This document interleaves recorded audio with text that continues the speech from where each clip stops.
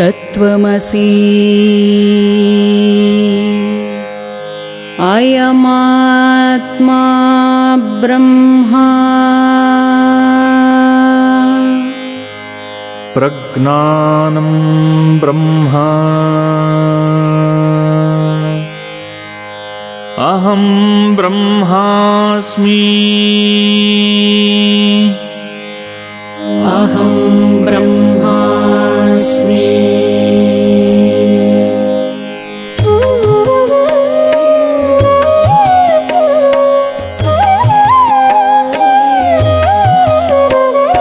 ಶಿರಬಾಗಿ ನಮಿಸುವೆನು ಶಂಕರ ಪದಾಂಬುಜಕ್ಕೆ ಪರಮಾತ್ಮ ನಿರವನ್ನು ತೋರಿದ ಯತಿಗೆ. ಶಿರಬಾಗಿ ನಮಿಸುವೆನು ಶಂಕರ ಪದಾಂಬುಜಕ್ಕೆ ಪರಮಾತ್ಮ ನಿರವನ್ನು ತೋರಿದ ಯತಿಗೆ. ಧರೆಗಿಳಿದು ಬಂದಂಥ ಶಿವನ ಸ್ವರೂಪರಿಗೆ ಅಧ್ಯಾತ್ಮದರಿವಿತ್ತ ಸದ್ಗುರುವಿಗೆ. ಅಧ್ಯಾತ್ಮದರಿವಿತ್ತ ಸದ್ಗುರುವಿಗೆ ಶ್ರೀ ಶಂಕರಾಚಾರ್ಯ ಗುರುವರಗೆ ನಮನ. ಶ್ರೀ ಶಂಕರಾಚಾರ್ಯ ಗುರುವರಗೆ ನಮನ. ಶ್ರೀ ಶಂಕರಾಚಾರ್ಯ ಗುರುವರಗೆ ನಮನ. ಶ್ರೀ ಶಂಕರಾಚಾರ್ಯ ಗುರುವರಗೆ ನಮನ.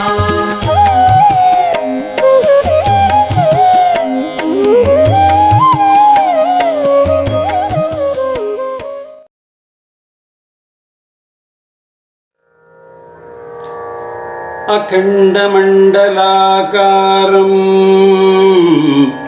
ವ್ಯಾಪ್ತಂ ಯೇನ ಚರಾಚರಂ ತತ್ಪದಂ ದರ್ಶಿತಂ ಯೇನ ತಸ್ಮೈ ಶ್ರೀ ಗುರವೇ ನಮಃ.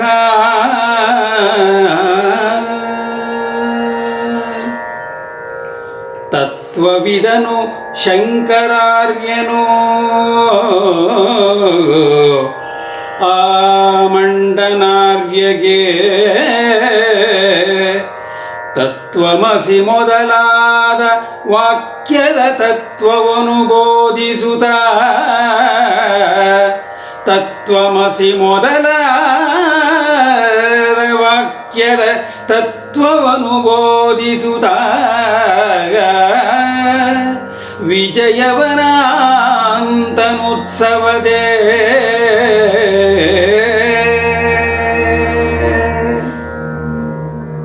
ಶ್ರೀ ಸದ್ಗುರುವೇ ನಮಃ. ಶ್ರುತಿ ಸ್ಮೃತಿ ಪುರಾಣಾನಾಂ ಆಲಯಂ ಕರುಣಾಲಯಂ ನಮಾಮಿ ಭಗವತ್ಪಾದಂ ಶಂಕರಂ ಲೋಕಶಂಕರ. ಗುರವೇ ಸರ್ವಲೋಕಾನಾಂ ಭಿಷಜೇ ಭವರೋಗಿಣಾಂ ನಿಧಯೇ ಸರ್ವವಿದ್ಯಾನಾಂ ದಕ್ಷಿಣಾಮೂರ್ತಯೇ ನಮಃ. ಶ್ರೀ ಶಂಕರ ವಿಜಯ ಕಾವ್ಯದ ಮುಂದುವರಿದ ಭಾಗವನ್ನ ನಾವು ಕೆಲವು ಪದ್ಯಗಳಲ್ಲಿ ಪ್ರಸ್ತುತಪಡಿಸ್ತಾ ಇದ್ದೇವೆ. ಈ ಭೂಮಿಯಲ್ಲಿರುವ ಎಲ್ಲರಿಗೂ ತಮ್ಮ ಅದ್ವೈತ ತತ್ವದ ಏಕೋಭಾವದ ಅದ್ವೈತ ತತ್ವದ ಸಾರ ಸರ್ವಸ್ವವು ತಿಳಿಯಲಿ ಎಂಬುದು ಶಂಕರರ ಅಭಿಲಾಷೆ. ಸನಾತನ ಧರ್ಮವನ್ನು ಎತ್ತಿ ಹಿಡಿದ ಶಂಕರರು ಆಚಾರ್ಯ ಮಂಡನ ಮಿಶ್ರರ ನಡುವೆ ಅವರಿಬ್ಬರ ನಡುವೆ ವಾದ ಮುಂದುವರಿತಾ ಇದೆ. ಶಂಕರರು ತಮ್ಮ ಒಂದು ವಾದವನ್ನ ಪ್ರೀತಿಕರವಾದ ರೀತಿಯಲ್ಲಿ ಆದರೆ ಅಷ್ಟೇ ದೃಢವಾಗಿ ಪ್ರತಿಪಾದಿಸ್ತಾ ಇದ್ದಾರೆ. ಹಿ ಸಬ್ಸ್ಟ್ಯಾನ್ಶಿಯೇಟಿಂಗ್ ಹಿಸ್ ಆರ್ಗ್ಯುಮೆಂಟ್ ಸೋ ಪವರ್ಫುಲಿ. ಯಾವ ಪರಮ ವಸ್ತುವಿಗೆ ಆದಿ ಮಧ್ಯ ಅಂತ್ಯ ಇಲ್ಲವೋ, ಯಾವ ಪರಬ್ರಹ್ಮ ವಸ್ತುವಿಗೆ ಕುಲ ಮತ ಭೇದ ಇತ್ಯಾದಿ ಇಲ್ಲವೋ, ಜಾತಿ ವ್ಯತ್ಯಾಸ ರೂಪವಾದ ಒಂದು ಬಿರುದು ಅಥವಾ ಒಂದು ಹೊಗಳಿಕೆ ಉಪಾಧಿ ಅಂತ ಕರೀತಾರೆ. ಅಂದ್ರೆ ಒಂದು ತೆರೆ, ಒಂದು ನಡುವೆ ಬರ್ತಕ್ಕಂಥ ಅಡ್ಡ, ಆ ಅಡ್ಡಾದ್ದು ಯಾವುದು ಇಲ್ಲವೋ, ಏಕೋಭಾವದಿಂದ ಗೋಚರಿಸ್ತಾ ಇದೆಯೋ, ಯಾವುದರಲ್ಲಿ ಪುಣ್ಯ ಪಾಪಗಳ ಲೇಪ ಆ ಪರಬ್ರಹ್ಮ ವಸ್ತುವಿಗೆ ಇಲ್ಲವೋ, ಸುಖ ದುಃಖದ ಸ್ಪರ್ಶ ಇಲ್ಲವೋ, ಅಂತಹ ಅನಾದಿಯಾದ ಸಿದ್ಧ ಪರಮ ಬ್ರಹ್ಮ ವಸ್ತುವು ಒಂದೇ ಅಲ್ಲದೆ ಎರಡು ಆಗಬಲ್ಲದೆ ಮಂಡನ ಮಿಶ್ರರೇ ಎಂಬುದಾಗಿ ಶಂಕರರು ಪಂಡಿತರನ್ನು ಕೇಳ್ತಾ ಇದ್ದಾರೆ. ಆ ತತ್ವವಿದ ಮಂಡನ ಮಿಶ್ರರನ್ನು ಇಲ್ಲಿ ತಮ್ಮ ವಾದವನ್ನ ಮತ್ತೆ ಪುಷ್ಟೀಕರಿಸಲು ಆಚಾರ್ಯರು ಇನ್ನೊಂದು ಉದಾಹರಣೆಯನ್ನು ನೀಡ್ತಾ ಇದ್ದಾರೆ. ನಮ್ಗೆಲ್ಲರಿಗೂ ಅರ್ಥವಾಗಲಿ ಅನ್ನುವ ದೃಷ್ಟಿಯಿಂದ ಅಂತ ನಾವು ತಿಳಿಯಬಹುದು. ಬೇರೆ ಬೇರೆ ಬಣ್ಣಗಳ ಗಾಜುಗಳ ತುಂಡುಗಳನ್ನ ಸೂರ್ಯನ ಎದುರಲ್ಲಿ ನಮ್ಮ ಕಣ್ಣುಗಳಿಗೆ ಅಡ್ಡಲಾಗಿ ಹಿಡಿದು ಸೂರ್ಯನನ್ನೇ ದಿಟ್ಟಿಸಿ ನೋಡ್ತಾ ಇದ್ರೆ ಒಂದೊಂದು ಬಣ್ಣದ ಗಾಜುಗಳ ಮೂಲಕ ಒಂದೊಂದು ಬಿಂಬವು ಕಂಡು ಸೂರ್ಯ ಇಬ್ಬರು ಅನ್ನೋ ಹಾಗೆ, ಸೂರ್ಯ ಅನೇಕ ಅನ್ನೋ ಹಾಗೆ ಭ್ರಮೆ ಬರುತ್ತೆ ನಮಗೆ. ಆ ಒಂದು ಅಜ್ಞಾನದ ತೆರೆ ಬರುತ್ತಲ್ಲ, ಆ ಒಂದು ರೀತಿಯಾದಂತಹ ಒಂದು ಬದ್ಧತೆ ಇದೆ. ಅದನ್ನ ನಿರುಪಾಧಿತವಾದಂತಹ ಅಖಂಡವಾದಂತಹ ಬ್ರಹ್ಮವಸ್ತುವಿಗೆ ದ್ವೈತ ಭಾವವನ್ನು ನಾವು ಕಲ್ಪಿಸಿಕೊಳ್ಳಲಿಕ್ಕೆ ಸಾಧ್ಯ ಆಗಿದೆ. ಯಾವಾಗ ಬಣ್ಣದ ಗಾಜುಗಳನ್ನು ನಾವು ತೆಗಿತೇವೋ ಆಗ ಅಖಂಡವಾದ ಸೂರ್ಯ ಜ್ಯೋತಿ, ಆ ಬಿಂಬ ನಮಗೆ ಗೋಚರಿಸುತ್ತದೆ, ಬೆಳಕಾಗಿ ಗೋಚರಿಸುತ್ತದೆ, ಶುದ್ಧ ಸ್ಫಟಿಕವಾಗಿ ಗೋಚರಿಸುತ್ತದೆ. ಹೀಗೆ ಇರುವಾಗ ಅವಿವೇಕಿಗಳು ಅಜ್ಞಾನದ ಒಂದು ಕತ್ತಲಿನಲ್ಲಿ, ಇಗ್ನೊರೆನ್ಸ್ ಅಂತೀವಲ್ಲ, ಆ ಕತ್ತಲಿನಲ್ಲಿ ಮುಳುಗಿ ಅನೇಕ ಸೂರ್ಯರು ಇದ್ದಾರೆ, ಬಣ್ಣ ಬಣ್ಣದ ಗಾಜುಗಳು ಕಾಣ್ತಾ ಇದೆ, ಹಾಗಾದ್ರೆ ಅನೇಕ ಸೂರ್ಯರಿದ್ದಾರೆ ಎಂಬುವ ಒಂದು ತಪ್ಪು ಭಾವನೆಯನ್ನ ಪರಿಕಲ್ಪಿಸಿಕೊಂಡರೆ, ಆ ಕಾನ್ಸೆಪ್ಟ್ ಅಂತೀವಲ್ಲ, ಇಟ್ ಸೆಲ್ಫ್ ಈಸ್ ರಾಂಗ್, ಒಂದೇ ಒಂದು ಇರ್ತಕ್ಕಂಥದ್ದು, ಆ ಕಲ್ಪನೆಯನ್ನ ಮಾಡಿಕೊಂಡರೆ ಆಗ ಅದು ಹೇಗೆ ಸಾಧ್ಯ? ಆತ ಪರಬ್ರಹ್ಮ ವಸ್ತು, ಯಾವುದಕ್ಕೂ ನಿಲುಕಲಿವ. ಮೊದಲೇ ಹೇಳ್ತಾ ಇದ್ದೇನೆ, ಮೊದಲೇ ಹೇಳಿದ್ದೇವೆ, ಆತ ನಿರ್ಮಲ, ಆತ ಅವರ್ಣನೀಯನಾದವನು, ವರ್ಣನಿಗೆ ಸಿಲುಕದೇ ಇರುವನು, ಹಾಗೆಯೇ ಆತ ಒಂದೇ, ನಿರ್ದ್ವಂದ್ವ ಎಂಬುದನ್ನ ಶಂಕರರು ಮತ್ತೆ ತಮ್ಮ ವಾದದ ಮೂಲಕ ಪುಷ್ಟೀಕರಿಸ್ತಾ ಇದ್ದಾರೆ. ಭೂದಿವಿಜವರ ಕೇಳು, ಜಗದೊಳು ಅನಾದಿ ಸಿದ್ಧನೆ ನಿಪ್ಪ ಪರಮಗೆ ಭೇದವನು ಕಲ್ಪಿಸುತ್ತ ಮಾಯಾ ಜಗವೆ ನಿಜವೆಂದು ವಾದಗೈವರು ನರರು. ಅವಿದ್ಯೋಪಾಧಿಯಿಂದಲಿ ಮಾಯಾ ಜಗವೆ ನಿಜವೆಂದು ವಾದಗೈವರು ನರರು.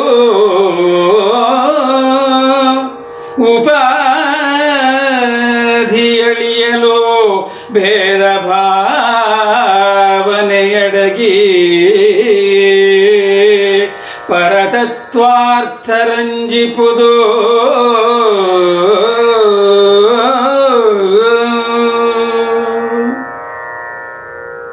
ಶಂಕರರು ತತ್ವವಿದರಾದಂತಹ ಮಂಡನ ಮಿಶ್ರರಿಗೆ ಈಗ ತಾವು ಏನು ಪ್ರತಿಪಾದಿಸಬೇಕು ಎಂಬುದಾಗಿ ಇದ್ದಾರೋ ಆ ಅದ್ವೈತ ತತ್ವದ ಸಾರ ಸರ್ವಸ್ವ, ಒಂದು ಅಹಂ ಬ್ರಹ್ಮಾಸ್ಮಿ ಎನ್ನುತ್ತೇವೆ, ನಾನೇ ಬ್ರಹ್ಮ ಎಂಬತಕ್ಕಂಥ ಜೀವ ಬ್ರಹ್ಮ ಐಕ್ಯ ಭಾವ, ಅದು ಶಂಕರರು ಸ್ಥಾಪನೆ ಮಾಡೋದಕ್ಕೆ ಹೊರಟಿರ್ತಕ್ಕಂಥದ್ದು. ಇನ್ನೊಂದು ತತ್ವಮಸಿ, ತತ್ ತ್ವಂ ಅಸಿ, ನೀನು, ಅದು ನೀನೇಯೇ ಎಂಬತಕ್ಕಂಥ ಒಂದು ಭಾವನೆ, ಅದು ಅದ್ವೈತದ ಮೂಲಕ ಬಂದಿರತಕ್ಕಂಥದ್ದು. ಶೌನಕ ಋಷಿ ಕೇಳಿದೆಯಾ? ಇಲ್ಲಿ ಶೌನಕರಿಗೆ ಕಾವ್ಯವನ್ನ ಹೇಳ್ತಾ ಇರ್ತಕ್ಕಂಥದ್ದು. ಶೌನಕ ಮುನಿ ಕೇಳಿದ್ಯಪ್ಪ? ಪರಮ ಕೃಪಾಳುವಾದಂತಹ ಶ್ರೀ ಶಂಕರರು ತಮ್ಮ ವಾದವನ್ನ ಮುಂದುವರಿಸಿ ವಾಗ್ದೇವಿಯ ಪ್ರಾಣ ವಲ್ಲಭನಾದಂತ ಆ ವಾಣಿ ಲೋಲನಿಗೆ, ಅಂದ್ರೆ ಚೆನ್ನಾಗಿ ಅರಿತಂತ ಮಂಡನ ಮಿಶ್ರರಿಗೆ ಎಂಬುದಾಗಿ ಇಲ್ಲಿ ಅರ್ಥ, ಬ್ರಹ್ಮವಿದ್ಯೆಯ ಸಾರ ಸರ್ವಸ್ವವನ್ನ, ಆ ಸಂಗತಿಯನ್ನ ತಿಳಿಸ್ತಾ ಇದ್ದಾರೆ. ಇದನ್ನು ಯಾರು ಶ್ರದ್ಧೆಯಿಂದ ಆಲಿಸ್ತಾರೆಯೋ, ಯಾರು ಒಂದೇ ಅಖಂಡ ಬ್ರಹ್ಮವಸ್ತು ಎಂಬುದಾಗಿ ಭಾವಿಸ್ತಾರೆಯೋ, ತಿಳಿದುಕೊಳ್ತಾರೆಯೋ, ಅರಿತಾರೆಯೋ, ಆ ಒಂದು ಪುಣ್ಯಶಾಲಿಗಳಿಗೆ ಒದಗತಕ್ಕಂಥ ಒಂದು ಏನು ಅಪಾರವಾದಂತ ಸುಖ ಇದೆಯೋ, ಆ ಒಂದು ಶ್ರೇಷ್ಠವಾದ ವೇದಾಂತ ತತ್ವವನ್ನ ಶಂಕರರು ಇಲ್ಲಿ ತಿಳಿಸ್ತಾ ಇದ್ದಾರೆ. ನೋಡು ಮಂಡನ ಮಿಶ್ರ, ಆಲಿಸು ನಾನು ಹೇಳದನ್ನ.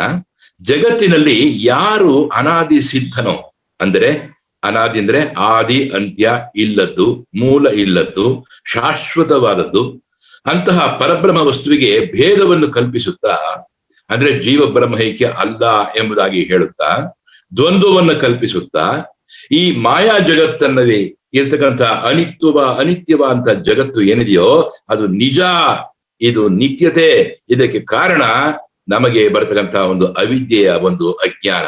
ಆ ಅಜ್ಞಾನದ ಕತ್ತಲನ್ನ, ಆ ತೆರೆಯನ್ನ ಉಪಾಧಿ ಅಂತ ಕರಿತೇವೆ. ಹೊಗಳಿಕೆ ಇರ್ಬೋದು, ಮೋಸ ಇರ್ಬೋದು, ಠಕ್ಕು ಇರ್ಬೋದು, ಭ್ರಾಂತಿ ಇರ್ಬೋದು, ಅದೆಲ್ಲವನ್ನು ಉಪಾಧಿ ಎಂಬ ಶಬ್ದಕ್ಕೆ, ಅಂದ್ರೆ ತೆರೆ, ಒಂದು ಜಮಲಿಕೆ ನಮ್ಮಿಬ್ಬರ ನಡುವೆ ಕವಿಯುತ್ತೆ, ಜೀವ ಬ್ರಹ್ಮರ ನಡುವೆ, ಪರಬ್ರಹ್ಮರ ನಡುವೆ, ಅದಾಗಬಾರ್ದು. ಒಂದೇ ಅನ್ನೋ ಗೋಚರ ನಮಗೆ ಗೊತ್ತಾಗಬೇಕು. ಅಂದರೆ ಆ ಒಂದು ರೀತಿಯಾದಂತಹದ್ದು ಉಪಾಧಿ ಅಜ್ಞಾನವೇ ಹೊರತು ಬೇರೆ ಅಲ್ಲ.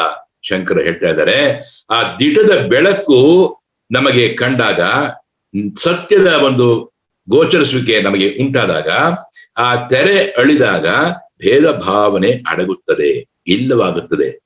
ಶ್ರೇಷ್ಠವಾದ ತತ್ವದ ಅರ್ಥವು ನಮಗೆ ಪ್ರಕಾಶಿಸುತ್ತಾ ಇರುತ್ತದೆ.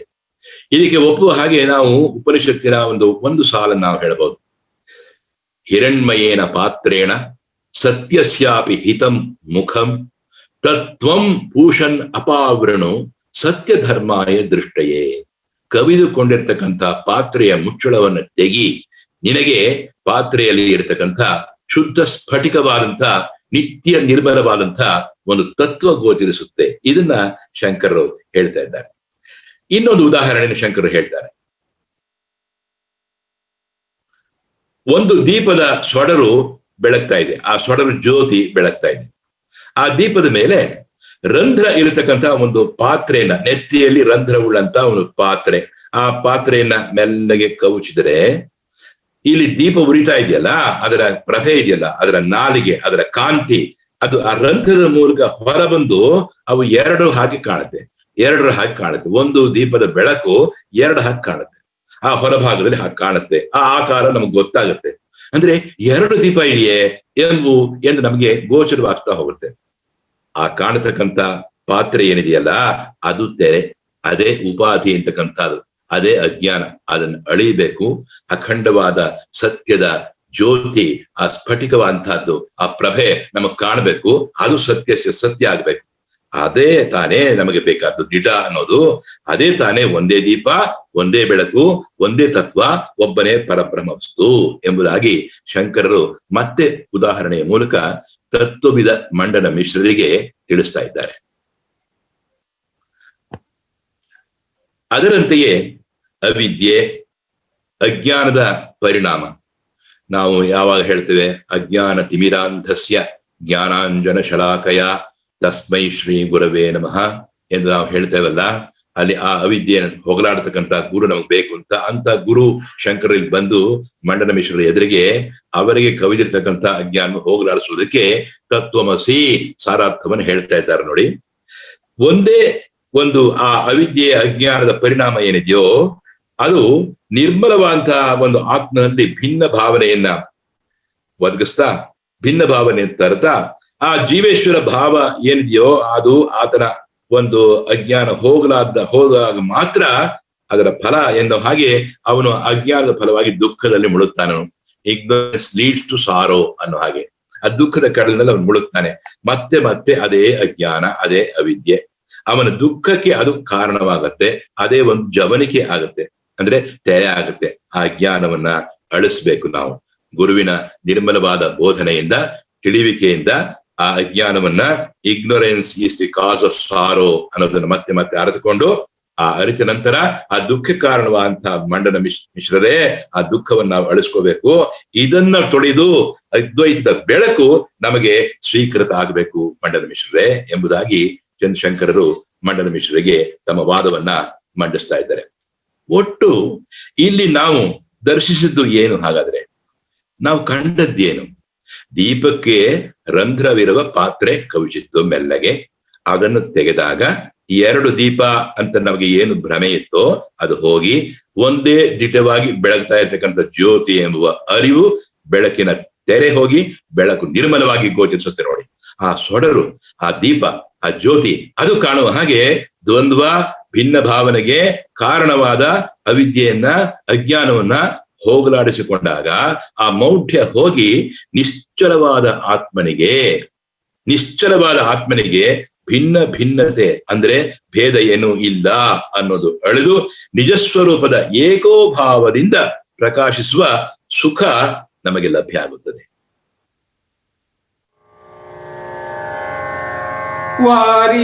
ವಾರಿಜಾಪ್ತನದೊಂದು ಬಿಂಬವು ವಾರಿಘಟದೊಳು ಹಲವು ರೂಪಿಂತೋರಿದೊಡೆ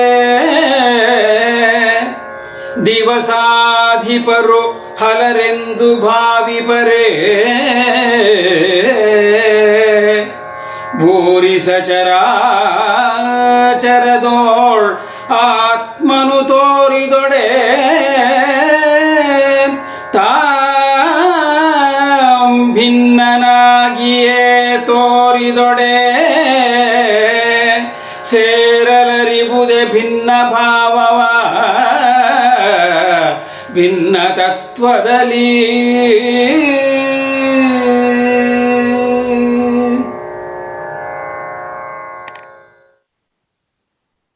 ಆಚಾರ್ಯ ಶಂಕರರು ತಮ್ಮ ಅದ್ವೈತವಾದ ಪ್ರತಿಪಾದನೆಯನ್ನ ಮೊದಲು ನಾವು ಹೇಗೆ 2 ಉದಾಹರಣೆಗಳನ್ನ ಗಮನಿಸಿದೀವೋ ಆ ರೀತಿ ಇನ್ನೂ ಒಂದೆರಡು ಉದಾಹರಣೆಗಳ ಮೂಲಕ ಆಚಾರ್ಯ ಮಂಡನ ಮಿಶ್ರರಿಗೆ ಸಾದರಪಡಿಸ್ತಾರಲ್ಲ ಆ ರೀತಿ ಅದೇ ಸರಳವಾದದ್ದು, ಅದೇ ಪರಿಣಾಮಕಾರಿ ಅಂತ ಅನ್ಸತಕ್ಕಂಥದ್ದು.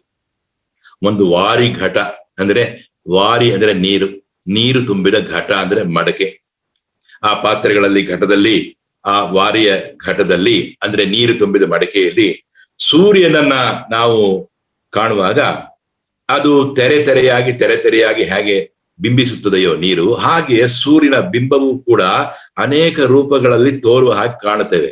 ಇದನ್ನು ನಾವು ನದಿ, ಸಮುದ್ರ ಮುಂತಾದ ಕಡೆ ಸ್ನಾನ ಮಾಡುವಾಗ ಕೂಡ ಗಮನಿಸಬಹುದು. ಸೂರ್ಯ ಬರ್ತಾ ಇದ್ರೆ ಅದು ಅವನ ಬೆಳಕು ಅವನು ಬೇರೆ ಬೇರೆ ಕಡೆ ಇರೋ ಹಾಗೆ ಬೇರೆ ಬೇರೆ ಆಗೋ ಹಾಗೆ ಕಾಣುತ್ತೆ ನಮಗೆ ನೋಡಿ. ಆ ರೀತಿ ಒಟ್ಟಾರೆ ಸೂರ್ಯನ ಅವನನ್ನು ವಾರಿಜ ಆಪ್ತ ಅಂತ ಕರೀತಾರೆ. ವಾರಿಜ ಆಪ್ತ, ನೀರಿನಲ್ಲಿ ಹುಟ್ಟಿದ ಕಮಲ, ಕಮಲಕ್ಕೆ ಬಂಧುವಾಗುವನು ಸೂರ್ಯ. ತಾವರೆಯು ಸೂರ್ಯನ ಎದುರು ಅರಳುತ್ತದೆ ಎಂಬುವ ಸತ್ಯ ನಮಗೆ ನಿತ್ಯವೂ ಗೊತ್ತು.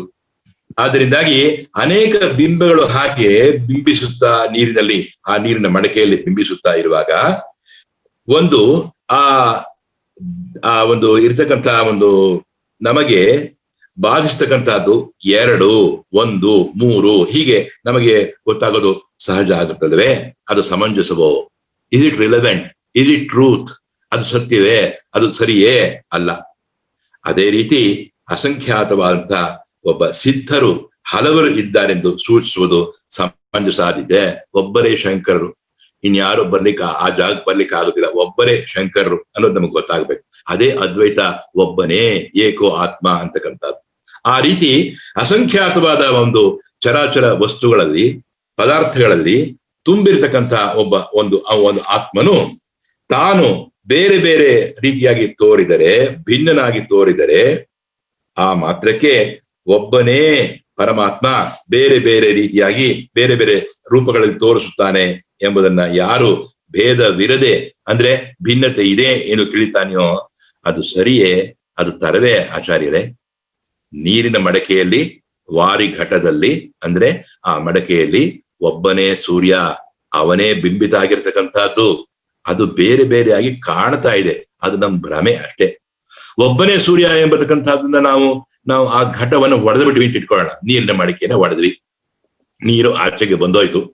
ಅಲ್ಲಿ ಬಿಂಬ ಆಗಿದ್ದಂತ ಒಂದು ಆಕಾಶ ಏನಿದೆಯೋ, ಸೂರ್ಯ ಇರತಕ್ಕಂಥ ಆಕಾಶ, ಆ ಗಗನವಾದ್ದು, ಅದು ಇನ್ನೂ ವಿಶೇಷವಾಗಿ ಮಹತ್ತಾಗಿ ವಿಶಾಲವಾಗಿ ಕಾಣುವ ಹಾಗೆ ಆ ಆಕಾಶದಲ್ಲಿ ಬೆರೆತಾಗ ಅದು ಒಂದೇ ಅಖಂಡವಾದ ರೂಪ, ಅಖಂಡ ಮಂಡಲಾಕಾರಂ ಅಂತ ಹೇಳ್ತೇವೆ ನೋಡಿ. ಆ ಅಖಂಡ ರೂಪ ಒಬ್ಬನೇ ಈಶ್ವರ, ಒಬ್ಬನೇ ಪರಾತ್ಪರ ವಸ್ತು, ಒಬ್ಬನೇ ಪರಬ್ರಹ್ಮ ಎಂಬುದು ನಮಗೆ ಸ್ಪಷ್ಟ ಆಗುತ್ತದೆ ಅಲ್ಲವೇ ಮಂಡನ ಮಿಶ್ರರೇ ಎನ್ನುತ್ತಾರೆ ಆಚಾರ್ಯ ಶಂಕರರು. ಈ ತೆರೆದೊಳು ಆದ್ಯಂತ ವಿರಹಿತ ಭೂತ ಭಾವನ ಸಕಲ ವಿಷಯಾತೀತ ಪರಮಾತ್ಮನೋ ಸಚರಾಚರದಿ ತುಂಬಿರುವ ಆದ್ಯಂತ ವಿರಹಿತ ಭೂತ ಭಾವನ ಸಕಲ ವಿಷಯಾತೀತ ಪರಮಾತ್ಮನೋ ಸಚರಾಚರದಿ ತುಂಬಿರುವ ಈತ ಭಿನ್ನನೆನುತ್ತ ಬಹು ವಿಪರೀತದ ಜ್ಞಾನದಲ್ಲಿ ತೋರುವುದೋ ಆತಮವ ಪರಿಹರಿಸೆ ಬಳಿಕ ಅಭಿನ್ನನಾಗೆಸವಾ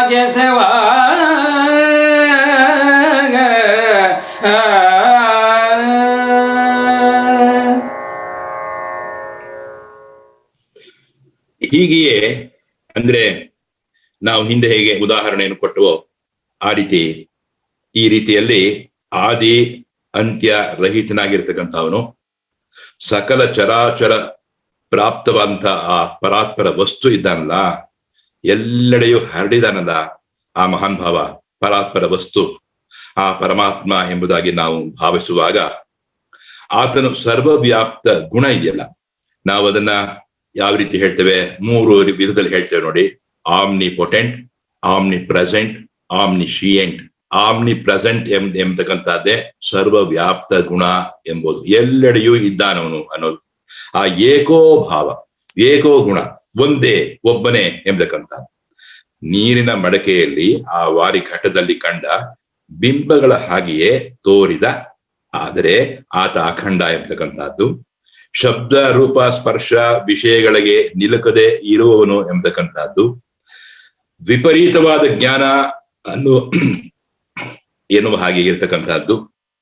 ಅಲ್ಲಿ ಕಾಣತಕ್ಕಂಥ ಒಂದು ಬೆಳಕು ಇದೆಯೋ, ಜ್ಞಾನದ ಬೆಳಕು, ಅದು ಅದರಿಂದಾಗಿ ಅಲ್ಲಿ ಕವಿದಿರತಕ್ಕ ಅಜ್ಞಾನ, ಆ ಅವಿದ್ಯೆಯ ತಮಸ್ಸು ಪರಿಹಾರವಾದಾಗ ಅಜ್ಞಾನ ತಿಮಿರಾಂಧಸ್ಯ ಜ್ಞಾನಾಂಜನ ಶಲಾಕಯ ಎಂಬುವ ಮಾತು ಏನಿದೆಯೋ ಅದು ತಾನೇ ತಾನಾಗಿ ಪ್ರೂವ್ ಆಗತ್ತೆ, ಸಾಧಿತವಾಗ್ತದೆ. ಆತ ಅಭಿನ್ನನಾಗಿ ಕಾಣ್ತಾನೆ.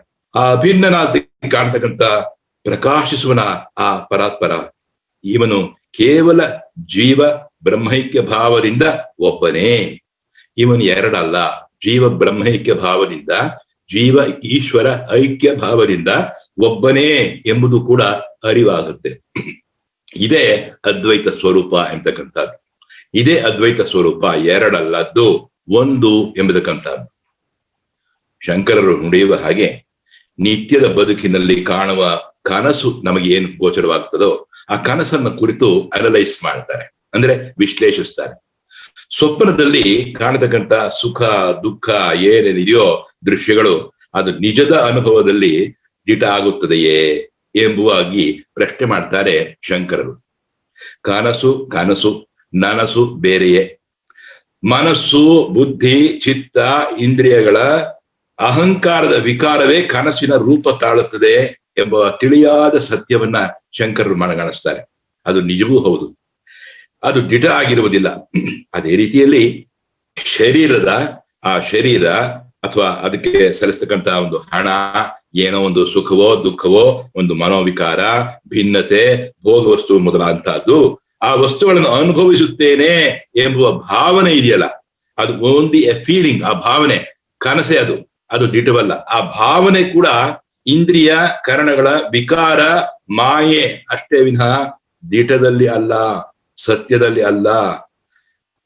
ತಿರುಕನೊಬ್ಬ 100 ಮುಂದೆ ಮುರುಕು ಧರ್ಮ ಶಾಲೆಯಲ್ಲಿ ಮಲಗಿರುತ್ತಲೊಂದು ಕನಸ ಕಂಡನೆಂತಾನೆ ಎಂಬುದಾಗಿ ನಾವು ಕೇಳಿದ್ದೇವೆ ಆ ಪದ್ಯವನ್ನ. ಅವನಿಗೆ ಕನಸು ಕಂಡಿದ್ದು ಅದು ನಿಜವಾಯ್ತೆ, ಕೊನೆಗೆ ಅವನು ಇದ್ದಂತಹ ಒಂದು ಆ ಹಿಟ್ಟು ತುಂಬಿದ ಮಡಕೆಯನ್ನು ಒದ್ದು ಪಾಪ ಅದನ್ನು ಕಳ್ಕೊಂಡು ಹೋದ. ಅಲ್ಲಿ ದಿಟದ ಮುಂದೆ ಅಸತ್ಯ ಅವಿದ್ಯೆ ಅಜ್ಞಾನ ನಿಲ್ಲಾರದು. ದಿಟ ಎಂಬತಕ್ಕಂಥದ್ದು, ಸತ್ಯ ಎಂಬತಕ್ಕಂಥದ್ದು ಅದು ಪ್ರಕಾಶಿಸ್ತಕ್ಕಂಥ ಪರಬ್ರಹ್ಮ ವಸ್ತು. ಅಂದ್ರೆ ಆ ರೀತಿಯಾದಂತ ಒಂದು ಅಜ್ಞಾನ ಇದೆಯಲ್ಲ, ಅದನ್ನ ನಾವು ನಿಜ ಅಂತ ಭಾವಿಸ್ಬಿಡ್ತೇವೆ. ಶರೀರ ಸುಖವು ಹಾಗೆ ನಾವು ಭಾವಿಸ್ತೇವೆ, ಇದು ನಿಜವಾದ್ದು ಯಾವಾಗಲೂ ಇರೋದು ಅಂತ. ದಿಟವಾದ್ದು ಒಂದೇ, ನಿಜವಾದ್ದು ಸತ್ಯ. ಏಕೋ ಭಾವದ ಪರಾತ್ಪರವ ಎಂಬತಕ್ಕಂಥ ಒಂದು ಪರಬ್ರಹ್ಮ ವಸ್ತು ಇದೆಯಲ್ಲ, ಆ ಪರಮಾತ್ಮ ಎಂಬುವುದು ಅವನು ಯಾವಾಗಲೂ ಒಂದೇ ತರ ಪ್ರಕಾಶಿಸ್ತಾ ಇರ್ತಾನೆ. ಇದನ್ನ ಗೀತೆಯ ಕೆಲವು ಶ್ಲೋಕಗಳಲ್ಲಿಯೂ ಕೂಡ ನಾವು ಕೃಷ್ಣನ ಮೂಲಕ, ಗೀತಾಚಾರ್ಯನ ಮೂಲಕ ತಿಳಿದುಕೊಳ್ತೇವೆ. ಕನಸು ಬೇರೆ, ದಿಟದ ನನಸು ಬೇರೆ. ಜೀವಾತ್ಮ ಪರಮಾತ್ಮನ ಐಕ್ಯ ಭಾವವೇ ದಿಟವಾದದ್ದು, ಕನಸು ಅಲ್ಲ. ಅದು ಯಾವಾಗಲೂ ಸತ್ಯ ಆದದ್ದು ಜೀವಾತ್ಮ ಪರಮಾತ್ಮನ ಐಕ್ಯ ಭಾವ ಎಂಬುವ ಅದ್ವೈತದ ಒಂದು ಸಾರವನ್ವವನ್ನ ಮಂಡನ ಮಿಶ್ರರಿಗೆ ಶಂಕರರು ತಿಳಿಪಡಿಸ್ತಾ ಇದ್ದಾರೆ. ಮಂಡನ ಮಿಶ್ರರು ಒಂದೇ ಸಮ ಈ ಸನ್ಯಾಸಿಯ ಮಾತುಗಳನ್ನ ಆಲಿಸ್ತಾ ಇದ್ದಾರೆ. ಅವರಿಗೂ ಕೂಡ ಸ್ವಲ್ಪ ಮಟ್ಟಿಗೆ ಮನಸ್ಸು ಹಾಗೆ ಹೀಗೆ ಆಗಿ ಆ ಸನ್ಯಾಸಿಯ ವಾದವನ್ನು ಒಪ್ಪಿಕೊಳ್ಬೇಕೆ ಎಂಬುವ ಭಾವನೆ ಬಂದಿದ್ರೆ ಆಶ್ಚರ್ಯವೇನೂ ಇಲ್ಲ. ಜಲಧಿಯೊಳಗುದ್ಭವಿಪ ಬುದ್ಬುದ ಜಲಧಿಯೊಳು ತಾಂ ಲಯವನೈದಲೋ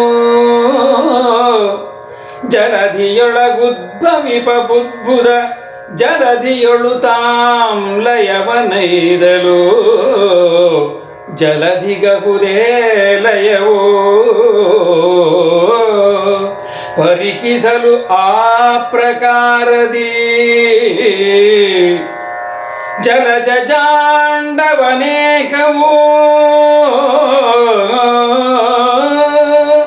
ಆತ್ಮನೊಳಳಿದು ಪುಟ್ಟುತ್ತಲಿರಲು ಚಿನ್ಮಯಗಳಿವು ತಾನೆಂತಗುದು ನೀ ಪೇಳೆಂದನ ಶಿವನೋ ನೀ ಪೇಳೆಂದನ ಶಿವನೋ.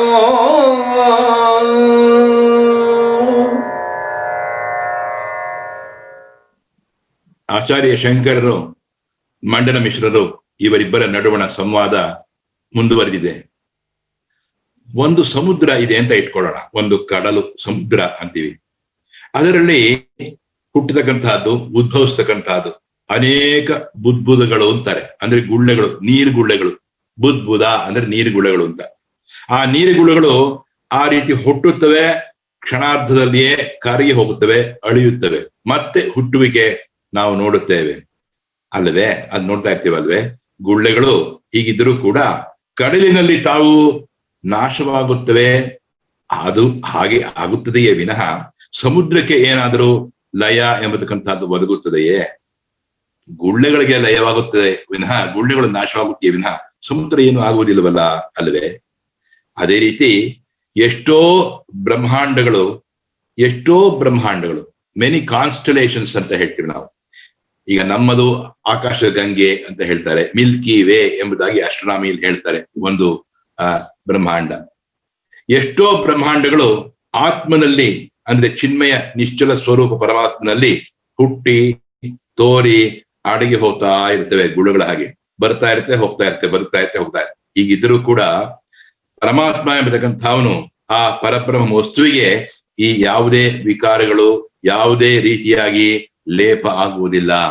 ಏನು ಕಿಂಚಿತ್ತು ಆ ವಿಕಾರಗಳು ಒದಗುವುದಿಲ್ಲ. ಆತ ಚಿನ್ಮಯ ಅಲ್ಲವೇ? ನಿಶ್ಚಲನಾದವನು. ಮೃಣ್ಮಯಕ್ಕೂ ಚಿನ್ಮಯಕ್ಕೂ ವ್ಯತ್ಯಾಸ ಇದೆ ನೋಡಿ. ಮೃಣ್ಮಯ ಅಂದ್ರೆ ನಾವು ಇರ್ತೇವೆ, ಹೋಗ್ತೇವೆ, ಇರ್ತೇವೆ, ಹೋಗ್ತೇವೆ, ಹೀಗೆ. ಆದ್ರೆ ಚಿನ್ಮಯನಾದವನು ಯಾವಾಗಲೂ ಇರ್ತಾನೆ, ಚಿರವಾಗಿರ್ತಾನೆ.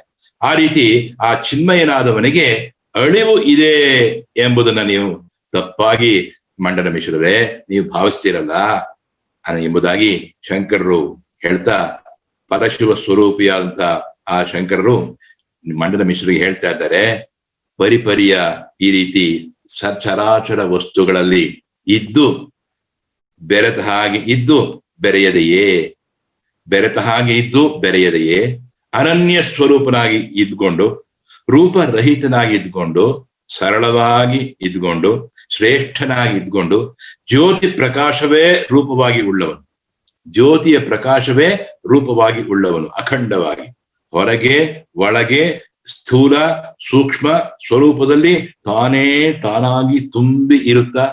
ಇದನ್ನ ಮತ್ತೆ ನಾವು ಗೀತೆಯಲ್ಲಿಯೂ ಕೂಡ ಅನೇಕ ಕಡೆ ಕೃಷ್ಣ ನೀಡುವ ಉದಾಹರಣೆಗಳು ತಿಳಿತೇವೆ. ಎಲ್ಲೆಡೆಯಲ್ಲಿಯೂ ವ್ಯಾಪಿಸಿರುತ್ತಾ, ಎಲ್ಲೆಡೆಯಲ್ಲಿಯೂ ಸ್ವರೂಪನಾಗಿ ಜ್ಯೋತಿ ಸ್ವರೂಪನಾಗಿ ಹೊಳೆಯುತ್ತಾ ಇರತಕ್ಕಂಥ ಅರಿವು ಅಂದ್ರೆ ತಿಳಿವು, ಜ್ಞಾನ. ಅಥವಾ ಅದನ್ನ ಮರೆತು ಅಂದು ಆ ಅಜ್ಞಾನಕ್ಕೂ ಇದಕ್ಕೂ ನಡುವೆ ಸಾಕ್ಷಿ ತಾನಾಗಿ ಇರುತ್ತಾ ಅಜ್ಞಾನವನ್ನು ಹೋಗಲಾಡಿಸುತ್ತಾ, ಅದೇ ರೀತಿಯಲ್ಲಿ ಚಿನ್ಮಯ ಚಿರಂತನಾಗಿ ನೆಲೆಸಿ ಪ್ರಕಾಶಿಸುತ್ತಾನಲ್ಲ ಅವನು, ಆತ ಶ್ರೇಷ್ಠನಾದವನು, ಅಭೇದನು, ಅಭವನು ಎಂಬುದಾಗಿ ಶಂಕರರು ತಿಳಿಸ್ತಾರೆ. ಅಭವ ಎಂದರೆ ಹುಟ್ಟದೇ ಇರತಕ್ಕಂಥದ್ದು. ಆ ಮಹಾನ್ ಭಾವ ಈಶ್ವರನಿಗೆ ನಾವು ಅಭವ ಎಂದು ಕರೆಯುತ್ತೇವೆ ನೋಡಿ. ಅದನ್ನ ಶಂಕರರು ಆಚಾರ್ಯ ಮಂಡನ ಮಿಶ್ರಿಗೆ ನಿರೂಪಿಸ್ತಾ ಇದ್ದಾರೆ ತಮ್ಮದೇ ಆದ ವಾದದ ಸರಣಿಯ ಮೂಲಕ. ಹೀಗೆ ಆ ಪರಬ್ರಹ್ಮ ವಸ್ತು ಎಂಥವನು? ಯಾವಾಗಲೂ ಹೊಳಿತಾ ಇರ್ತಕ್ಕಂಥವನು, ಮೊದಲೇ ಹೇಳಿದ್ದೇವೆ. ಅಷ್ಟಾದ್ರೂ ಕೂಡ ರೂಪರಹಿತನಾಗಿರ್ತಕ್ಕಂಥವನು. ಅವನಿಗೆ ರೂಪ ಎಂಬತಕ್ಕಂಥದ್ದು ನಿರ್ಗುಣ ಸ್ವರೂಪ ಅಂತೀವಲ್ಲ, ಆ ರೀತಿ ಇರ್ತಕ್ಕಂಥವನು. ಶ್ರೇಷ್ಠನಾಗಿರುವನು, ಚಿದ್ರೂಪ ಅಂತ ಕರಿತೇವೆ. ಚಿತ್ತ ಸ್ವರೂಪವಾದ ನಿಶ್ಚಲವಾದ ರೂಪವುಳ್ಳವನು ಆತ. ಪರಮ ಬ್ರಹ್ಮನಾದವನು. ಹಾಗೆಯೇ ಸರ್ವಂ ಖಲ್ವಿದಂ ಬ್ರಹ್ಮ, ಎಲ್ಲವೂ ಅವನೇ, ಎಲ್ಲೆಡೆಯಲ್ಲಿಯೂ ಅವನೇ ವ್ಯಾಪಿಸುತ್ತಾ ಇದ್ದಾನೆ. ಸತ್ಯಂ ಜ್ಞಾನಂ ಅನಂತಂ ಬ್ರಹ್ಮ, ಅವನೇ ಸತ್ಯ, ಅವನೇ ಜ್ಞಾನ ಸುಜ್ಞಾನ, ಅವನೇ ನಿಶ್ಚಲನಾಗಿರ್ತಕ್ಕಂಥವನು ಎಂಬುದನ್ನು ವಾಸುದೇವ ಸರ್ವಮಿತಿ ಎನ್ನುತ್ತೇವೆ. ಇಲ್ಲಿ ವಾಸುದೇವ ಅಂದಾಗ ಅವನು ಎಲ್ಲೆಡೆ ವಾಸಿಸ್ತಕ್ಕಂಥವನು ಎಂಬುದು ಒಂದು ಅರ್ಥ ಆಗುತ್ತೆ ನೋಡಿ. ಆ ರೀತಿಯಾಗಿ ಇರತಕ್ಕಂಥ ಒಂದು ಇರುವ ಹಾಗೆ ಎಲ್ಲೆಲ್ಲೂ ಇರುವವನು ಅಂಥ ಪರಮಾತ್ಮ ಪರಬ್ರಹ್ಮ ವಿಗ್ರಹನ ಒಂದು ಸ್ವರೂಪವು ತಾನೇ ತಾನಾಗಿ ಜೀವ ಬ್ರಹ್ಮ ಒಂದಾದ ಸ್ವರೂಪಿ. ಅದು ದೃಶ್ಯದ ರೂಪ ಅಲ್ಲ, ದೃಶ್ಯದಲ್ಲಿ ಕಂಡು ಹೋಗತಕ್ಕಂತಹ ರೂಪ ಅಲ್ಲ, ನಿಶ್ಚಲವಾಗಿ ಸಚ್ಚಿದಾನಂದವಾಗಿ ಇರ್ತಕ್ಕಂಥವನು, ಪುನರಾವರ್ತಿಯ ರಹಿತನಾಗಿದವನು. ಅದಂತ ತಿಳಿತೇವೆ. ಪುನರಪಿ ಜನನಂ ಪುನರಪಿ ಮರಣಂ ಎಂಬುದಾಗಿ ಶಂಕರರೇ ಅನಂತರ ತಮ್ಮ ಭಜಗೋವಿಂದ ಸ್ತೋತ್ರದಲ್ಲಿ ತಿಳಿಸುವುದಿಲ್ಲವೇ? ಆ ರೀತಿ ಆ ಜನನ ಮರಣ ಇರದೆ ಇರುವವನು ಎಂಬುದಾಗಿ ನಾವು ಯಾವಾಗ ಭಾವಿಸ್ತೇವೆಯೋ ಅಂಥ ಮನುಷ್ಯನಿಗೆ, ಅಂಥ ಜೀವಾತ್ಮನಿಗೆ ಪರಮಪದ ಅಂದ್ರೆ ಕೈವಲ್ಯ, ಅಂದ್ರೆ ಮುಕ್ತಿ ಯಾವ ರೀತಿ ದೊರಕುತ್ತೆ ಅವನಿಗೆ ಅಂದ್ರೆ ಶಂಕರರು ಹೇಳ್ತಾರೆ, ಹಸ್ತಾಮಲಕದ ಹಾಗೆ ದೊರಕುತ್ತದೆ, ಅಂದ್ರೆ ಅಂಗೈ ನಲ್ಲಿಕಾಯಿ ಹಾಗೆ ದೊರೆಯುತ್ತದೆ ಎನ್ನುವ ಚಿರಂತನ ಸತ್ಯವನ್ನ ಆಚಾರ್ಯ ಮಂಡನ ಮಿಶ್ರರಿಗೆ ತಿಳಿಯಾಗಿ ತಿಳಿಯಪಡಿಸ್ತಾ ಇದ್ದಾರೆ. ಅರಿವಿನ ಆಗರದೇ ಆಗಿರ್ತಕ್ಕಂಥ ಶಂಕರರು. ಕನಸಿನಲ್ಲಿ ಸುಖ ದುಃಖಗಳ ತಾನನುಭವಿಸೆ ನಿಜವಾಗಬಲ್ಲುದೇ. ಕನಸಿನಲ್ಲಿ ಸುಖ ದುಃಖಗಳ ತಾನನುಭವಿಸೆ ನಿಜವಾಗಬಲ್ಲುದೇಗೆ. ಮನವು ಮೊದಲಗ ಕರಣಚಯದ ವಿಕಾರಮಲ್ಲದೆಯೇ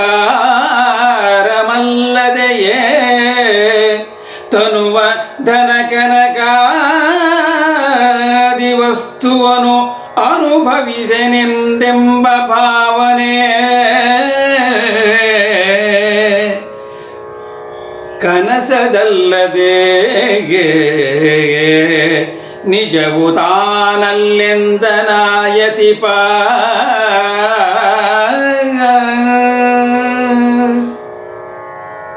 ಕನಸು ಮೇಳೆಚ್ಚರ ಸುಷುಪ್ತಿಗಳೆನಿಪ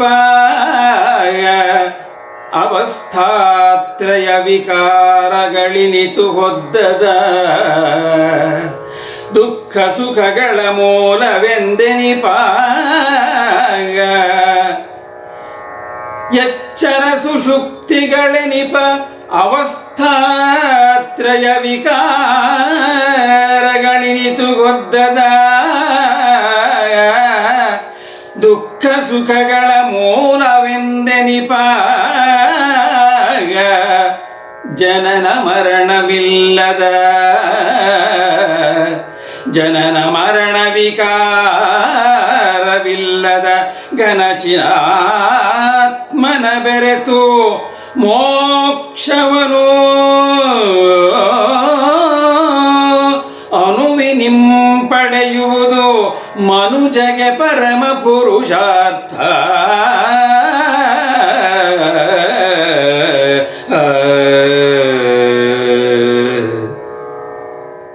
ಶಂಕರ್ ಹೇಳ್ತಾರೆ, ನೀವು ತಿಳಿದುಕೊಳ್ಬೇಕು ಮಂಡನ ಮಿಶ್ರರೇ, 3 ಅವಸ್ಥೆಗಳಿದೆ ಅನ್ನೋದು ತಮಗೆ ತಿಳಿದಿದೆ. ಈ ಜೀವಾತ್ಮನಿಗೆ ಸದಾ ಕಾಡುವಂತಹ 3 ಅವಸ್ಥೆಗಳಿದೆ. ಒಂದು ಕನಸು, ಸ್ವಪ್ನದ ಅವಸ್ಥೆ. ಇನ್ನೊಂದು ಎಚ್ಚರ ಅಂದ್ರೆ ಜಾಗೃತ ಅವಸ್ಥೆ. ಇನ್ನೊಂದು ಸುಷುಪ್ತಿ ಎಂಬತಕ್ಕಂಥದ್ದು, ಗಾಢವಾದ ನಿದ್ರೆ, ಮೈ ಮರಿತಕ್ಕಂಥದ್ದು ನಿದ್ದೆ. ಈ ರೀತಿ 3 ಅವಸ್ಥೆಗಳನ್ನ ಸ್ವಲ್ಪವೂ ಪಡೆಯದೆಯೇ, ಯಾವುದು ಸ್ವಪ್ನ, ಎಚ್ಚರ, ಸುಷುಪ್ತಿ ಯಾವುದನ್ನು ಪಡೆಯದೆಯೇ ಇದೊಂದು ಅವಸ್ಥೆಯನ್ನ ಯಾವಾಗ ಸುಖ ದುಃಖಗಳಿಗೆ ಯಾವುದು ಮೂಲ ಕಾರಣ ಅಂತ ಆಗುತ್ತೋ ಆ ಒಂದು ಪುನರಪಿ ಜನನ ಪುನರಪಿ ಮರಣ ಅದನ್ನ ಆ ವಿಕಾರವನ್ನ ಪಡೆಯದೆಯೇ, ಆ ವಿಕಾರ ಇರದೆಯೇ ಇರತಕ್ಕಂಥದ್ದು. ದೈವ ಸ್ವರೂಪದಲ್ಲಿ ನಂಬಿಕೆ ಇಟ್ಕೊಂಡು ಅದನ್ನು ಪಡೆಯೋದಕ್ಕೆ, ನಿಶ್ಚಲವಾದ ತತ್ವವನ್ನು ಪಡೆಯೋದಕ್ಕೆ ಕಾತರಿಸ್ತಕ್ಕಂಥದ್ದು. ಹಾಗೆ ಇರ್ತಕ್ಕಂಥ ನಿಶ್ಚಲನಾದ ಶಾಶ್ವತ ಎಂಬತಕ್ಕಂಥ ಅವನು ಏನಿಸ್ತಾನದ ಆ ಘನ ಚಿದಾತ್ಮ ಅಂತ ಹೇಳ್ತಾರೆ ಶಂಕರರು. ಘನವಾದ ಚಿದಾತ್ಮ ಅಂದ್ರೆ ಶ್ರೇಷ್ಠನಾದ ಒಂದು ಶ್ರೇಷ್ಠವಾದ ಮನಸ್ಸನ್ನೇ ಉಳ್ಳವನು ನಿಶ್ಚಲವಾಗಿ. ಅಂತ ಘನ ಚಿದಾತ್ಮನ ಅವನ ಆ ನಿರ್ಮಲವಾದಂತ ವಿಶ್ವರೂಪದಿಂದ ಅವನು ಪರಮಶಿವ ಪರಮೇಶ್ವರ ಅಂತ ಅನಿಸ್ತಾನೆ ನೋಡಿ. ಆ ಪರಶಿವ ಸ್ವರೂಪಿಯ ಪರಮಾತ್ಮನನ್ನ ಜೀವ ಬ್ರಹ್ಮರು ಒಂದಾಗಿ ಮೋಕ್ಷವನ್ನ ಚೊಕ್ಕಟವಾಗಿ ಲೇಸಾಗಿ ಜೊತೆಯಾಗಿ ಪಡೆಯತಕ್ಕಂಥದ್ದೇ ಒಂದು ಮಾನವನಿಗೆ ಇರ್ತಕ್ಕಂಥ ಒಂದು ಪರಮ ಪುರುಷಾರ್ಥ. ಅದು ಪರಮ ಪುರುಷಾರ್ಥ. ಜೀವ ಬ್ರಹ್ಮ ಪರಮಾತ್ಮ ಅದು ಐಕ್ಯ, ಒಂದೇ ಭಾವನೆ ಇರ್ತಕ್ಕಂಥದ್ದು. ಜೀವ ಬ್ರಹ್ಮ ಐಕ್ಯ ಸ್ವರೂಪ ಅನ್ನೋದು, ಜೀವೇಶ್ವರ ಐಕ್ಯ ಸ್ವರೂಪ ಅನ್ನೋದು ಅದು ಅದ್ವೈತ. ಹಾಗೆ ಅದನ್ನ ಪರಮ ಪುರುಷಾರ್ಥ ಎಂಬುದಾಗಿ ಯಾರು ಭಾವಿಸಿ ದಾರಿಯನ್ನ ತೋರ್ತಾ ಇದ್ದಾನೋ ಅವನನ್ನ ನಾವು ತಿಳ್ಕೋಬೇಕು. ಅದು ಪುರುಷಾರ್ಥಗಳಲ್ಲಿ ಶ್ರೇಷ್ಠವಾದಂತಹದ್ದು ಪರಮ ಪುರುಷಾರ್ಥ ಎಂಬುದಾಗಿ ತಿಳಿಸ್ತಾ ಇದ್ದಾರೆ ಆಚಾರ್ಯ ಮಂಡನ ಮಿಶ್ರರಿಗೆ ಶಂಕರರು. ಮುಂದೆ ಅವರು ಆಚಾರ್ಯರು ತಮ್ಮ ವಾದದ ಆ ವ್ಯಾಪ್ತಿಯನ್ನ ಇನ್ನೂ ವಿಸ್ತರಿಸ್ತಾ ಇದ್ದಾರೆ. ತತ್ವವಾದವನ್ನ ತತ್ವಮಸಿ ಎಂಬುದನ್ನ ಮತ್ತೆ ಬಿಡಿಸಿ ಬಿಡಿಸಿ ತಿಳಿಸುವ ರೀತಿಯಲ್ಲಿ ನಮಗೆ ಹೇಳ್ತಾ ಇದ್ದಾರೆ. ಜ್ಞಾನಮಯನೆಂದೆನಿಸಿ ಸಮ್ಯಕ್ ಜ್ಞಾನ ದೃಷ್ಟಿಗೆ ಮಾತ್ರ ತೋರಿ, ಜ್ಞಾನಮಯನೆಂದೆನಿಸಿ ಸಮ್ಯಕ್ ಜ್ಞಾನ ದೃಷ್ಟಿಗೆ ಮಾತ್ರ ತೋರಿ, ಕೃಶಾನುಕಾಷ್ಠದಿ ತೈಲ ತಿಲದೊಳಗಿರ್ಪ ರೀತಿಯಲಿ ತಾನೆ ಸಚರಾಚರದಿ ತೋರುತ್ತಾಗ, ತಾನೆ ಸಚರಾಚರದಿ ತೋರುತ್ತ ಹಾನಿ ವೃದ್ಧಿಯನೊಂದದಾತ್ಮನೋ ತಾನೆ ನಿಜವೆಂಬರಿವು ವರ ವಿಜ್ಞಾನ ಸಾಗರವೋ.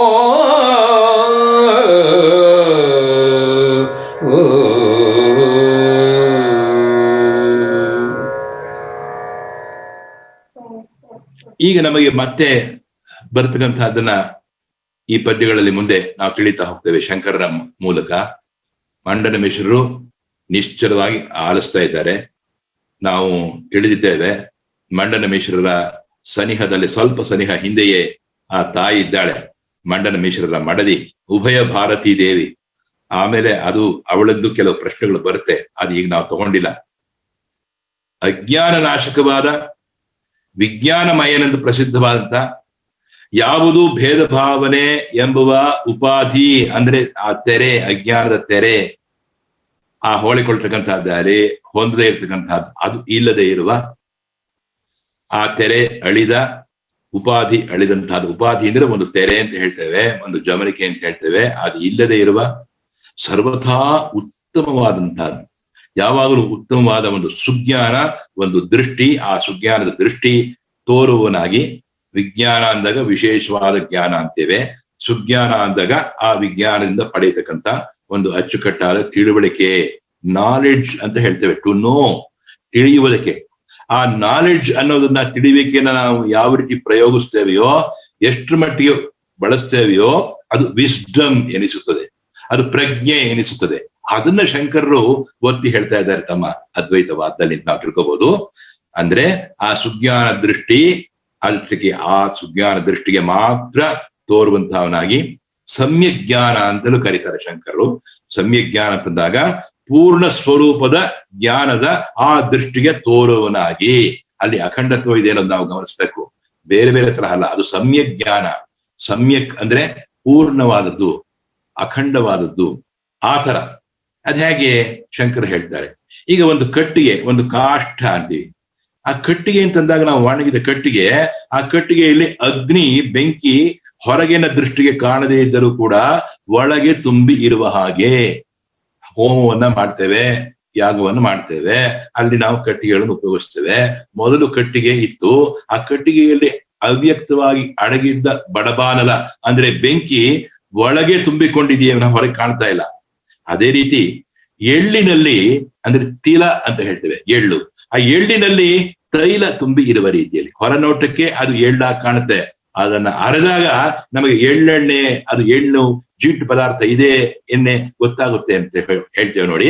ಆ ರೀತಿ ಎಳ್ಳಿನಲ್ಲಿ ತೈಲವು ತುಂಬಿ ಇರುವ ಹಾಗೆ, ಕಾಷ್ಠದಲ್ಲಿ ಅಗ್ನಿಯು ಇರುವ ಹಾಗೆ, ಸಚರಾಚರ ಸ್ವರೂಪದಲ್ಲಿ ಆ ಚರಾಚರದಲ್ಲಿ ಚೈತನ್ಯ ಸ್ವರೂಪನಾಗಿ ಗೋಚರಿಸುವನಾಗಿ, ಅದೇ ರೀತಿ ಆ ಹಾನಿ ವೃದ್ಧಿ ಯಾವುದು ಇರದೆ ಒಂದೇ ಸಮನಾಗಿ ಇದ್ದುಕೊಂಡು ಒಂದೇ ಸಮಸ್ಥಿತಿಯಲ್ಲಿ ಇದ್ದುಕೊಂಡು ಆ ರೀತಿಯಾಗಿರುವ ಪರಬ್ರಹ್ಮ ಸ್ವರೂಪವು ತಾನೇ, ಅವನು ನಿಜ, ಅವನೇ ದಿಟ ಎಂಬುದು ಅರಿಯುತ್ತಾನೆ ಒಬ್ಬ ಮನುಷ್ಯ.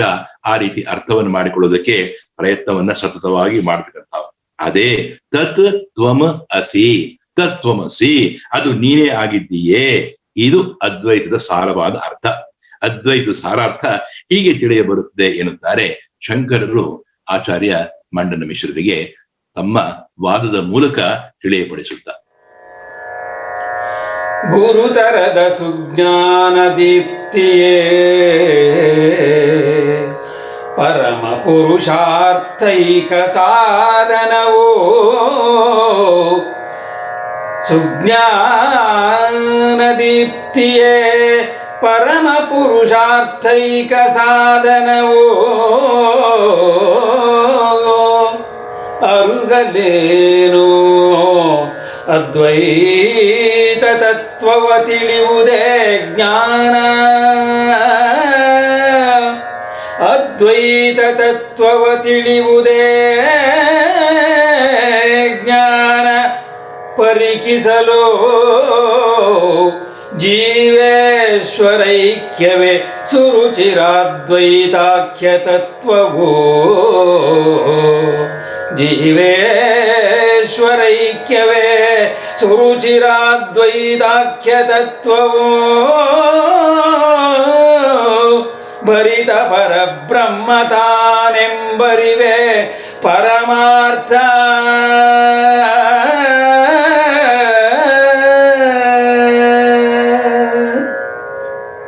ತಮ್ಮ ವಾದವನ್ನ ಮತ್ತೆ ಮುಂದುವರಿಸ್ತಾ ಇದ್ದಾರೆ ಇಲ್ಲಿ ಶಂಕರರು. ಒಂದು ಘನವಾಗಿ ಇರ್ತಕ್ಕಂಥ ಶ್ರೇಷ್ಠವಾದ ಗುರುತರವಾದ್ದು ಅಂತ ಹೇಳ್ತಾರೆ. ಆ ಸುಜ್ಞಾನದ ಕಾಂತಿ ಬೆಳಕು ಎಂಬತಕ್ಕಂಥದ್ದು ಅದು ಏಕಮಾತ್ರವಾದ್ದು, ಅದು ಒಂದೇ.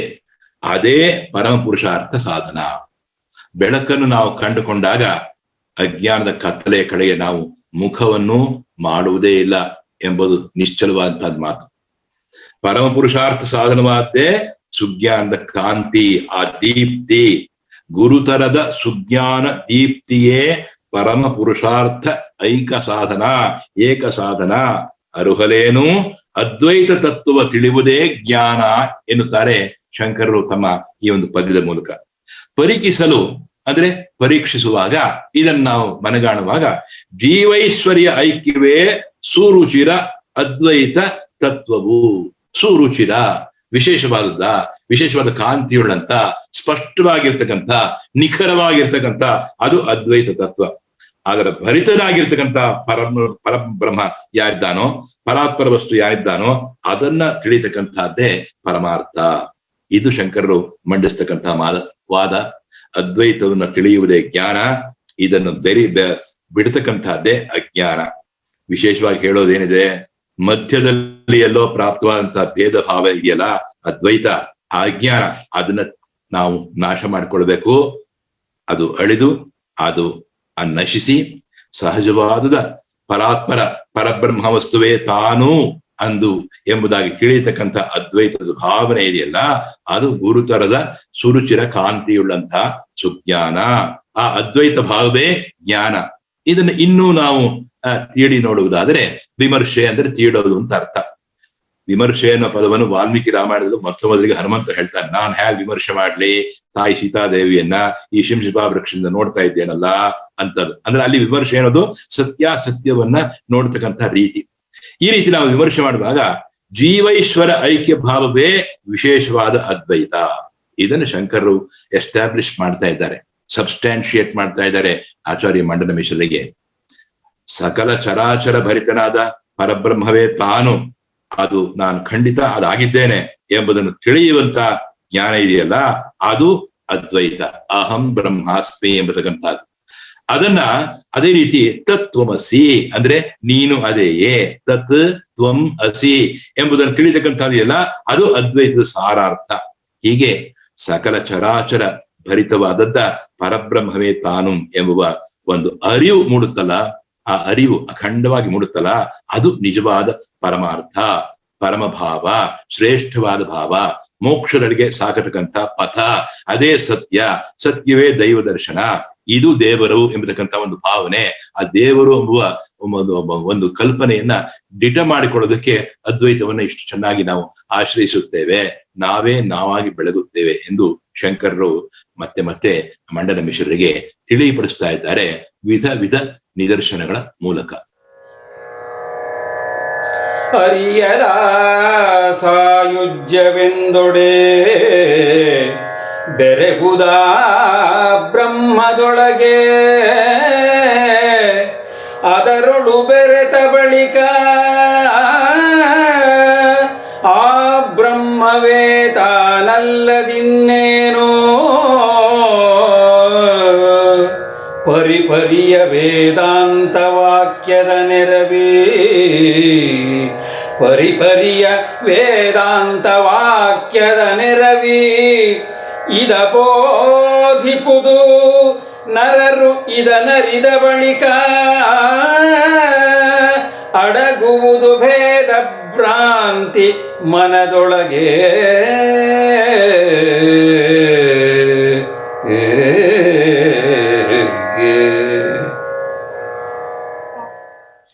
ಅರಿಯಲ ಸಾಯುಜ್ಯವೆಂದೊಡೆ, ಇದನ್ನು ತಿಳ್ಕೊಳ್ಬೇಕಾದ್ದು. ಆ ಸಾಯುಜ್ಯ ಅಂದ್ರೆ ಏನು? ಈಗ ಮೋಕ್ಷವನ್ನ 3 ಅವಸ್ಥೆಗಳಲ್ಲಿ ವೇದಾಂತ ತತ್ವದಲ್ಲಿ ಹೇಳ್ತಾ ಇರ್ತಾರೆ. ಸಾಲೋಕ್ಯ, ಸಾರೂಪ್ಯ, ಸಾಯುಜ್ಯ ಎಂಬತಕ್ಕಂಥದ್ದು. ಸಾಲೋಕ್ಯ ಎಂಬತಕ್ಕಂಥದ್ದು ಒಂದು ಅವಸ್ಥೆ, ಸಾರೂಪ್ಯ ಎಂಬತಕ್ಕಂಥದ್ದು ಒಂದು, ಇನ್ನೊಂದು ಸಾಯುಜ್ಯ ಎಂಬತಕ್ಕಂಥದ್ದು. ಆ ಸಾಯುಜ್ಯ ಎಂದರೆ ಮೋಕ್ಷ, ಪರಮಾತ್ಮನಲ್ಲಿ ಕೂಡಿಕೊಳ್ಳುವಿಕೆ, ಬೆರೆಯುವಿಕೆ, ಅದೇ ಅದ್ವೈತ ಎಂಬತಕ್ಕಂಥದ್ದನ್ನ ಶಂಕರರು ಸಾರವತ್ತಾಗಿ ಹೇಳ್ತಾ ಇದ್ದಾರೆ. ಆ ಬ್ರಹ್ಮದಲ್ಲಿ, ಪರಬ್ರಹ್ಮ ಸ್ವರೂಪದಲ್ಲಿ ಬೆರೆಯತಕ್ಕಂಥದ್ದು, ಅದರಲ್ಲಿಯೇ ಬೆರೆತವನು ಬೆರೆತ ನಂತರ ಆ ಬ್ರಹ್ಮ ಶುದ್ಧ ಪರಾತ್ಪರ ತತ್ವವೇ ಆ ವಸ್ತುವೇ ತಾನು ಎಂಬುದನ್ನ ಅರಿತುಕೊಳ್ತಾ ಹೋಗ್ತಾರೆ. ಒಂದೇ ಅವನು, ನಾನು ಪರಬ್ರಹ್ಮ ವಸ್ತು, ನಾನು ಒಂದೇ ಎಂಬತಕ್ಕಂಥದ್ದು. ಏಕೋನ ಅಂತೇವಲ್ಲ, ಏಕೋನ ಆತ್ಮ ಎಂತೇವಲ್ಲ, ಅದು ವಸ್ತು ಅದ್ವೈತ. ಬೇರೆ ಇನ್ನೇನಿದೆ ಹೇಳಿ ಮಂಡನ ಮಿಶ್ರರೇ? ಪರಿಪರಿಯ ವೇದಾಂತ ತತ್ವಗಳ ಸಹಾಯದಿಂದ, ಅದರ ಕೂಟದಿಂದ ತತ್ವವನ್ನು ಬೋಧಿಸುವುದು.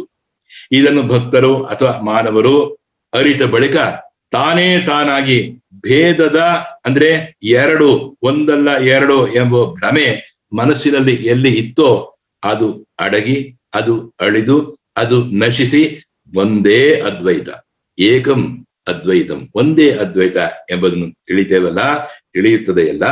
ಇದು ನಮಗೆ ಗುರುಮುಖೇನ ಇನ್ನೂ ವಿವರವಾಗಿ ಚೆನ್ನಾಗಿ ತಿಳಿಯಬೇಕಷ್ಟೇ. ನಾವು ಹಾಗೆಯೇ ಸ್ವತಂತ್ರವಾಗಿ ತಿಳ್ಕೊಳ್ಳೋದು ಕಷ್ಟವೇ ಆಗುತ್ತೆ. ಗುರುವಿನ ಮೂಲಕ ತಿಳಿಯಬಹುದು. ಶಂಕರನಂತಹ ಗುರು ಸಿಗೋದೇ ದುರ್ಲಭ. ಅವರಿಗೆ ಮಂಡನ ಮಿಶ್ರರಿಗೆ ನಡೆದಂತಹ ವಾದದ ಮೂಲಕ ಬಂದಿರತಕ್ಕಂತಹ ಸಾರವಾದ ತತ್ವ ಇದೆಯಲ್ಲ, ಅದು ಇನ್ನೂ ನಮಗೆ ಬೇಕಾದ್ದು. ಶಂಕರಂತಹ ಗುರುವಿನ ಮೂಲಕ ನಾವು ಅದ್ವೈತದ ಸುಖವನ್ನ ಅನುಭವಿಸ್ತೇವೆ. ಅಂದ್ರೆ ಜೀವ ಬ್ರಹ್ಮೈಕ್ಯ, ಜೀವೇಶ್ವರ ಐಕ್ಯ ಭಾವ ನಮಗೆ ಗೋಚರಿಸುತ್ತದೆ, ಗೊತ್ತಾಗುತ್ತೆ.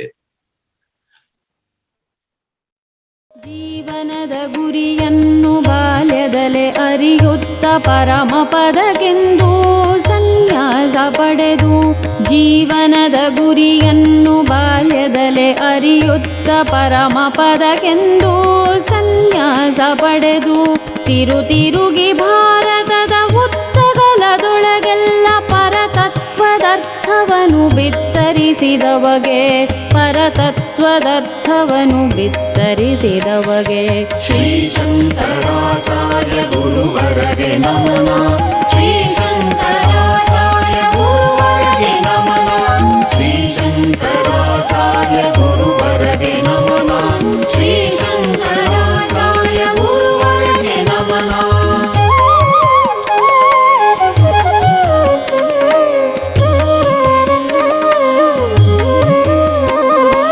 ಅನುಭವಿಯು ನೀ ನಡೆ ಗಡಿ ಇಡುವ ಮನವೆನಗೆ ಕೊಡಿರೆನುತ ಬೇಡುವೆನು ಗುರುವೇ.